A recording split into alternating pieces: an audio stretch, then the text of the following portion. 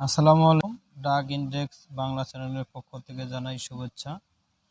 আজকে যে বিষয়টি নিয়ে আলোচনা করতে যাচ্ছি সেই বিষয়টি হচ্ছে প্রেগন্যান্সি টেস্ট কিভাবে করাবেন, তার সঠিক নিয়ম। আসুন জেনে নেই প্রেগন্যান্সি টেস্টের সঠিক নিয়মগুলো। আমার কাছে যে প্রোডাক্টটি দেখতে পাচ্ছেন এই প্রোডাক্টটির নাম হচ্ছে গেট শিওর, যার প্রস্তুতকারক কোম্পানি হচ্ছে গেট অয়েল লিমিটেড।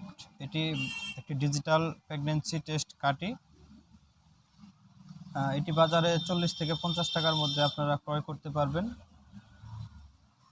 আসুন জেনে নেই এটি দিয়ে আপনারা কিভাবে টেস্ট করবেন।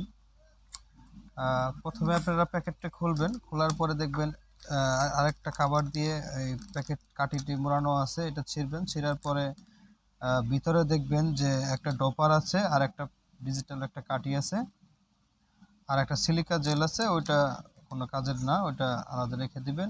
এখন হচ্ছে প্রেগন্যান্সি টেস্ট করাবেন। সকালবেলার যে প্রথম যে প্রস্রাবটা ওইটা সংগ্রহ করবেন। ওইটা সংগ্রহ করার পরে একটা পরিষ্কার পাত্রে রাখবেন। পাত্রে রাখার পরে ওই এই ডপার দিয়ে এই ডিজিটাল কাঠির এইখানে মাঝখানে একটু ওই যে ছোটো যে ছিদ্রটা ওইখানে আপনারা 2-3 ফোঁটা প্রস্রাব ফেলবেন।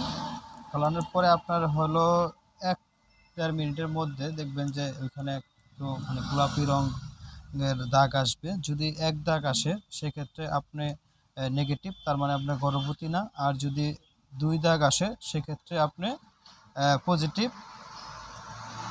তার মানে আপনি গর্ভবতী। আর যদি কোনো দাগ না আসে সেক্ষেত্রে আপনাকে বুঝতে হবে যে কাঠিটি নষ্ট ছিল। তাহলে আপনাকে পুনরায় আবার প্রেগন্যান্সি টেস্ট কার্ডটি কিনে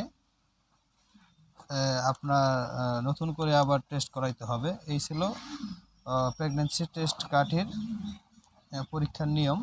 ধন্যবাদ সবাইকে।